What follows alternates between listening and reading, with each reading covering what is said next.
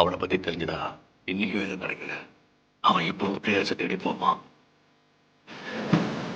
இந்த தடவை தவற விட்டுட்டா அவனை பிடிக்கிறதுக்கு நான் இன்னும் 1 வருஷம் காத்துக்கணும். ஓகே, எனக்கு புரியுது. எல்லாரும் அடையாளத்தை நல்லா படம் எடுத்துட்டீங்களா? ஒவ்வொருத்தருக்கும் தனியாக கேட்பேன்.